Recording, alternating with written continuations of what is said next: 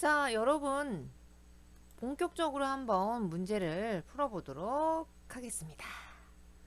자, 문제 2번 들어갈 거고요. 여러분, 문제 2번처럼 이렇게 통장 거래 내역이 나오잖아요? 그럼 가장 중요한 게 찾았으면 찾으신 금액, 돈이 나갔으면 다시 찾으신 금액은 보통 예금이 마이너스 나갔다는 얘기고요. 맡겼단 얘기는 보통 예금에 돈이 들어왔단 얘기죠. 그래서 일단 답지를 확인해 보시면 차변에 보통 예금을 늘릴게요. 얼마를요? 500만 원을요. 어느 은행 걸요? 신한은행 걸요. 왜요? 수연 유통에 외상대금 400만 원과 상품 매출 계약을 위한 계약금 100만 원이 입금됐다라고 나와 있죠, 여러분들. 자, 그럼 여기서 조심하실 게 있어요, 여러분들. 계약금, 입금 거기다가 밑줄 그을게요. 계약금을 받았습니다. 그럼 뭐가 되죠? 선수, 받을 수. 내가 지급을 하면 선급금.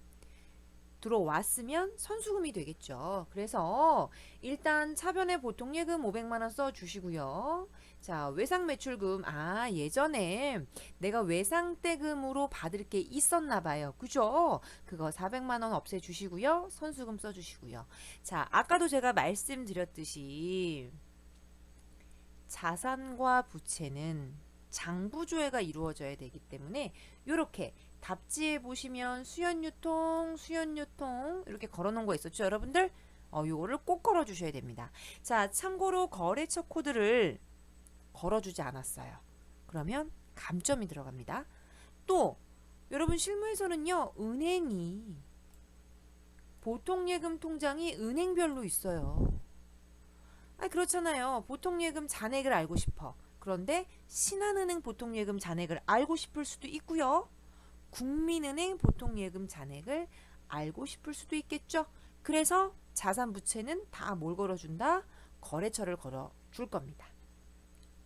자, 날짜 금액 잡아올게요. 자, 날짜는 4월 20. 자, 차변부터 하셔도 되고요. 대변부터도 하셔도 되고요. 자, 여러분들이 하고 싶은 거 마음대로 하셔도 됩니다. 대신 중요한 건 뭐냐면 차변과 대변 금액이 일치해야 되는 대차 평균의 원리를 따르셔야 합니다. 자, 저는 차변부터 할 거고요. 자, 앞 글자 두 글자 보통 예금. 자, 거래처 코드에 보시면 여러분 제가 코드에다가 신한이라고 썼죠. 자, 요렇게 걸어 주셔야 되는데 혹시 그냥 이 거래처에다가 신한은행 요렇게 쓰시잖아요. 요거는 아니에요, 여러분. 요렇게 쓴 거는 절대 장부에 반영되지 않아요. 요렇게. 자, 화면에 눈 빨리. 이거 봐라. 이거 엄한 거 보고 있네. 이거 카톡 보면 안 되지, 여러분들. 거래처에 직접 입력을 하는 것이 아니라 코드에다가 신한 요렇게 걸어주셔야 돼요. 그러니까 코드가 걸려야지만 장부에 반영된다라는 거 꼭 기억해 주시고요. 자, 500만 원 들어왔어요. 근데 500만 원이 왜 들어왔어요? 외상 매출금이구나. 어디 거래처에? 수연유통의 외상 매출금 400만 원 있었고요. 그 다음에 나머지는 계약금이래요. 선수금. 그래서 수연 요렇게 걸어주시면 끝납니다.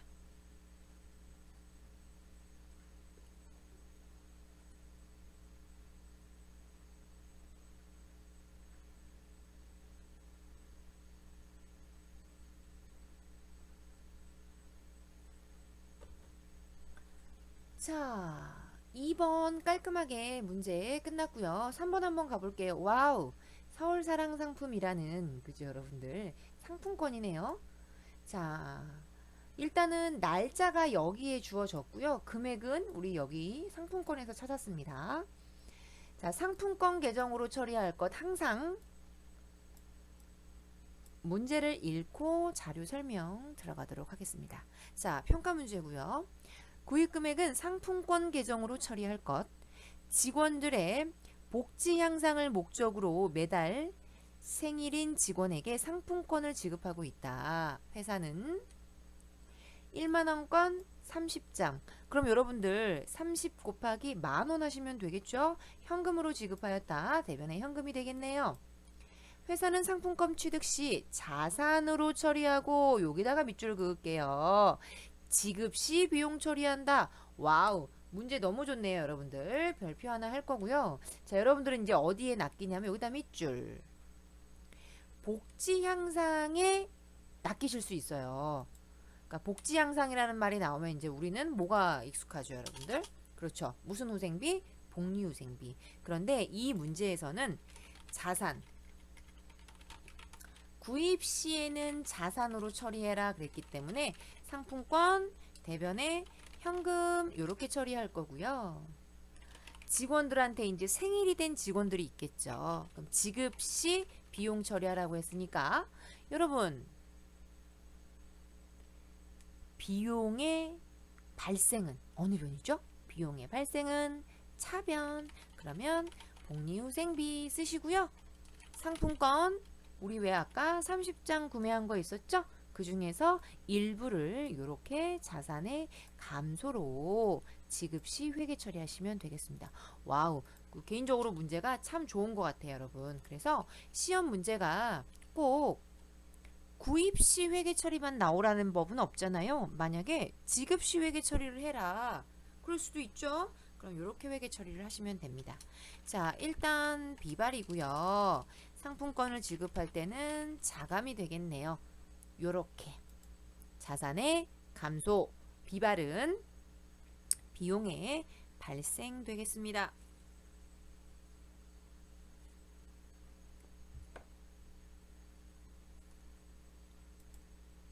문제가 신선했어요, 여러분들.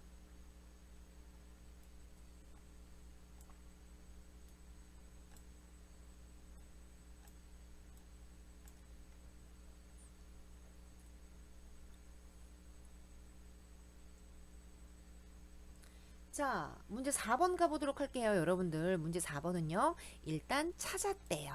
날짜 금액 잡아오겠습니다. 5월 10날이고요. 찾았으니까 일단 대변에서 돈이 나갔어요. 대신 어느 은행, 국미은행 당자예금 통장이죠. 여러분, 보통예금 통장과 당자예금 통장이 있습니다. 차이점이 뭔지 알고 계시나요? 자, 보통예금이 있고요. 당좌예금이 있습니다. 차이점은요, 입자, 출자예요. 그런데 당좌예금은요, 입자, 출제입니다. 제가 만든 겁니다, 여러분들 이거. 자, 입자는 뭐냐면 입금은 자유롭고 출금도 자유롭다 그 뜻입니다. 다시 입금과 출금이 자유로운 통장이에요.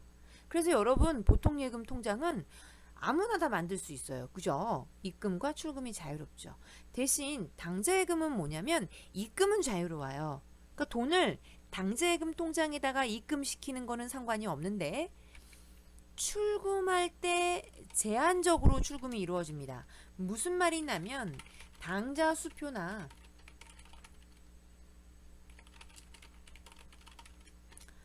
어음을 발행해야지만 출금이 가능한 통장이에요.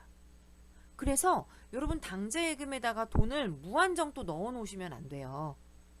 왜냐면 현금처럼 뽑아 쓸 수 있는 통장이 아니죠. 당좌 수표나 어음 발행을 통해서만 인출이 가능한 통장이기 때문에 그렇습니다. 자, 암튼 요렇게 써 놓을 거고요. 자, 어음에서 중요한 건 요거죠, 여러분들. 발행일, 그 다음에 지급기일 중요합니다.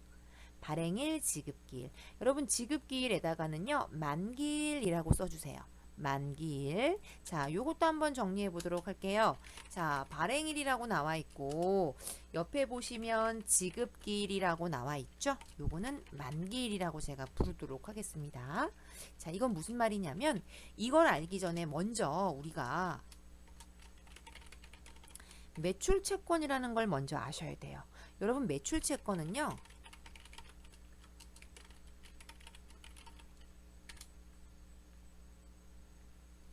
자, 매출채권의 반대는 뭐죠, 여러분들? 매입채무죠. 반대 입장.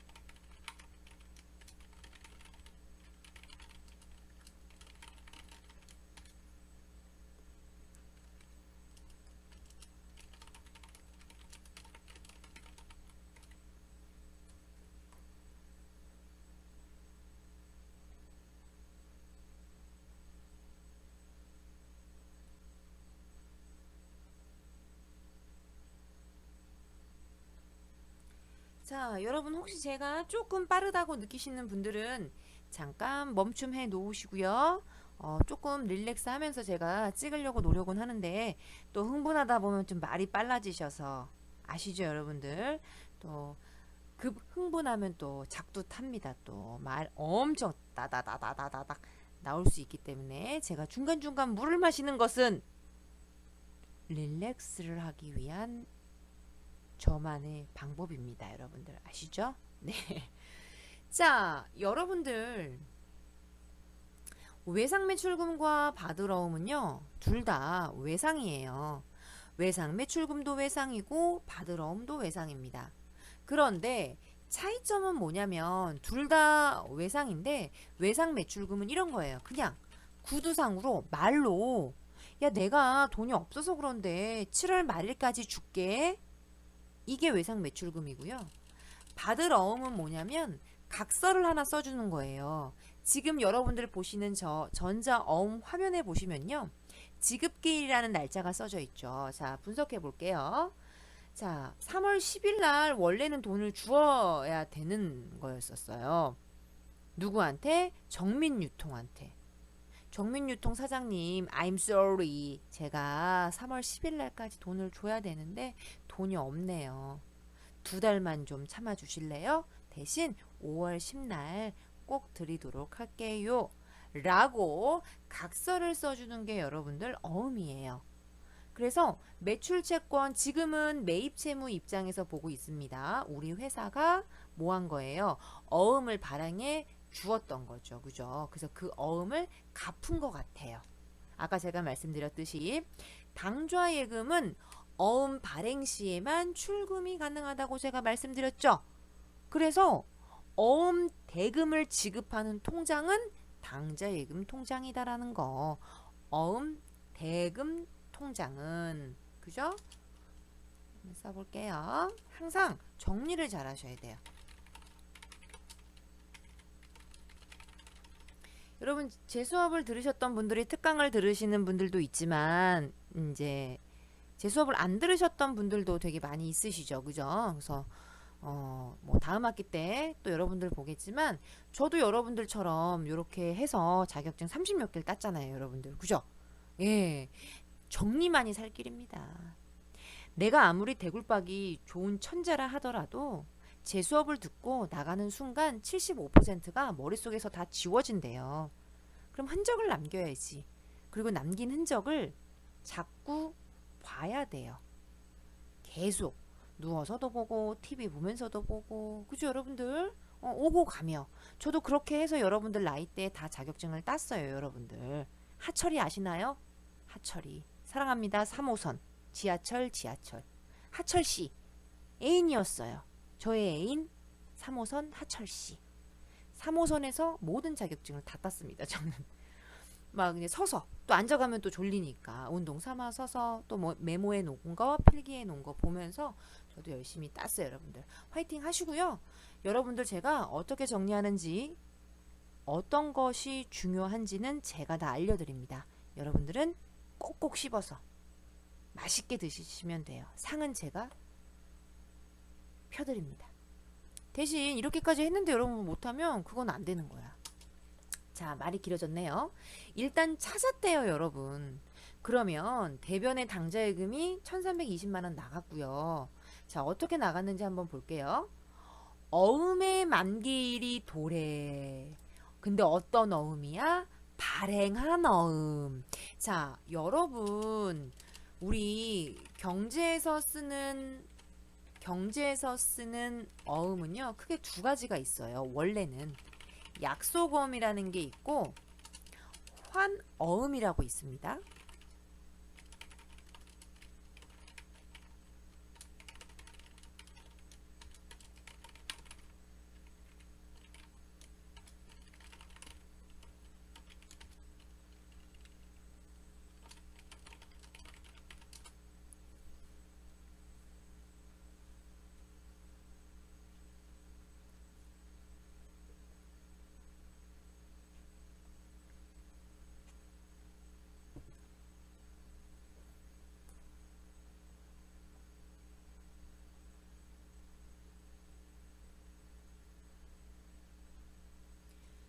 자, 경시에서 쓰는 어음은 두 가지가 있습니다. 약속어음과 환어음입니다. 환여음이라고 썼네요. 제가 여러분들 환어음이 있는데요. 중요한 건 그러든지 말든지 회계는 무조건 어음을 받으면 무슨 어음인가요? 받을 어음이고요. 어음을 지급하면, 그러니까 아까 제가 말씀드렸듯이 각서를 써주면 그때는 지급 어음이고요. 그 어음을 받았어요. 그러면 무슨 어음이 되나요? 받을 어음이 됩니다. 그래서 내가 옛날에 발행했던 어음이 만기가 도래했대요. 그럼 어떻게 되겠어요? 자, 회계 처리 한번 해볼게요. 어음 발행시 회계 처리는 무엇을 사고 상품을 사고 각서를 써준 거야. 미안해. 내가 돈이 없네. 2달만 좀 기다려줄래? 지급어음인 거예요. 그랬다가 어음에 만기일이 도래했어? 그럼 갚아야 되죠? 자, 항상 공부하실 때 여러분들 회계상 거래 들어보셨죠? 회계상 거래에 대한 것만 회계 처리하시면 분계가 늘지 않아요. 항상 어음을 발행했을 때 회계 처리는 뭘까? 그래? 그러면 그 어음을 발행했는데 만기일이 도래했네? 그러면 만기일이 도래했을 때 회계 처리는 어떨까? 라고 제가 이렇게 분계를 계속 해드릴 거예요. 이런 걸로 자꾸 트레이닝을 하셔야지 여러분들 그 다음 급수의 자격증 TAT 2급, TAT 1급 더 높은 급수의 자격증을 따실 수가 있으십니다. 그래서 이 문제는 지금 요 부분이죠 여러분들. 만기일이 도래했어. 그러면 발행했던 어음 없애주시고요. 대변의 당좌예금. 중요한 건 자산부채는 뭐 걸어요? 자산부채는 거래처 코드 걸기로 제가 말씀드렸죠 여러분들. 자, 걸어주시고요. 여기서 중요한 건 이제 2번입니다. 2번 별표. 자, 여러분 이 어음은요. 제가 이거 발행했던 어음을 이번에 갚았죠. 1320만원. 그럼 장부상으로 어떻게 해야 돼요? 제거해 줘야겠죠. 장부에서 없애줘야 되잖아요. 그래서 항상 요 지급어음 입력하시고요. 지급어음을 꼭 찍으셔야 돼요. 찍고 기능모음 갑니다.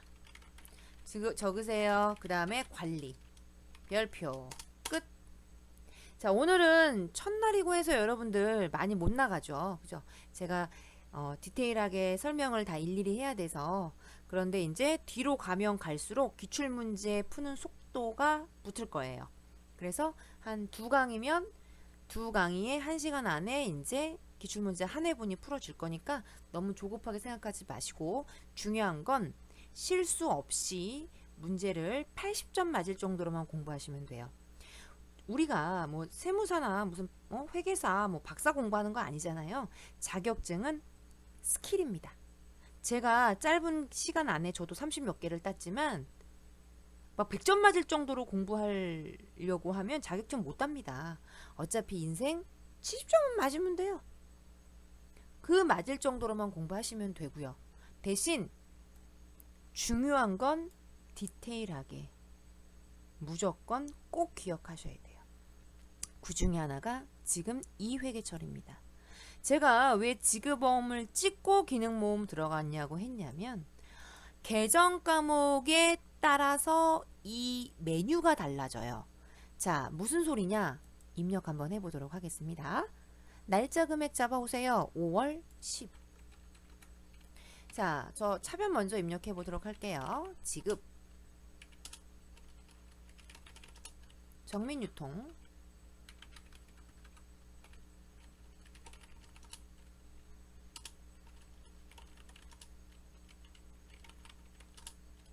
자, 그래서 여러분 아까 제가 말씀드렸듯이 국민은행 보통예금도 있지만 국민은행 당좌예금 통장이 별도로 존재하죠. 당좌예금은 출금이 제한적이기 때문에.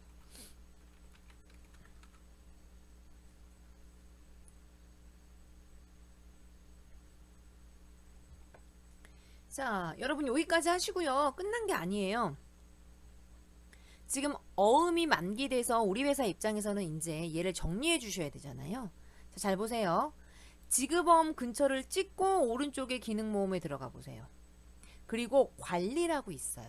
물론 F3키를 누르셔도 상관이 없어요. F3. 근데 이런 단축키를 굳이 저는 외우라고 하고 싶지 않아요. 대신 적색 계정 과목 뭐였죠? 말 안 하는 거 보소. 컨트롤 F1 그거랑 F2만 아시면 돼요. 굳이 외울 필요는 없어요. 그럼 작은 관리 한번 눌러볼게요. 그러면 프로그램 하단에 보시면 이 어음에 대한 정보를 입력하라고 나와 있죠. 자, 다시 가볼게요. 제가 이번에는요. 당자 예금을 찍고 기능 모음 눌러볼게요. 어떤 계정 과목을 찍느냐에 따라서 메뉴 자체가 달라지는 거예요. 그래서 당자 예금 찍고 관리 들어가 볼게요. 완전 다르죠 메뉴가. 당황할 수 있죠. 시험장 가셔서. 꼭 별표 3개입니다. 자, 지그범 찍고 기능 모음 관리.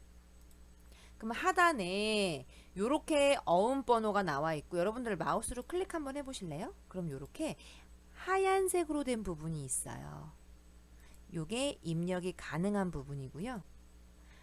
회색으로 음영 처리되어 있는 부분은 입력이 불가한 부분입니다. 그리고 항상 클릭을 하시고 F2를 눌러보세요. 항상 아까도 말씀드렸듯이 F2를 눌렀는데 메뉴가 떠. 그럼 거기에 있는 거 갖다 쓰시면 되고요. F2를 눌렀는데 메뉴가 안 떠. 그러면 수동으로 입력하시면 됩니다. 저는 F2를 눌렀고요. 1320만원짜리 입력되어 있는 어음 선택하도록 하겠습니다. 자, 그러면 끝났잖아요. 그럼 이렇게 조교가 화면에서 나옵니다. 자, 화면 봐주시고 여러분들 요렇게. 근데 만약에 내가 이거를 입력을 했는데 모르고 다른 어음 번호를 가져올 수도 있죠. 지금은 아까 어음이 그 등록되어 있는 게 하나밖에 없었잖아요. 그럼 그럴 경우에는 여러분 이 조교를 누르시면 삭제가 물론 이 화면에서는 이렇게 없어지죠. 근데 안 돼요. 무슨 말이냐면 자, 여기 메뉴에 보시면 삭제키가 있죠. 얘를 삭제하신 다음에 그죠? 다시 지그범 찍고 기능 모음 관리 그런 다음에 다시 더블클릭 또는 F2 눌러서 요 다른 어음을 불러오시면 되겠습니다. 자, 어떠셨어요? 우리 또 첫날이라서 여러분들 많은 문제를 풀어보지는 못했지만 어렵지 않아요. 그리고 기출문제를 아주 징글징글하게 풀 거예요, 여러분들. 한 2년치 거 한 10개 정도만 푸시면 합격하시는 데는 아마 지장이 없을 겁니다. 자, 아무튼 저는 이렇게 마무리하고요. 또 이어서 수업을 진행하도록 하겠습니다.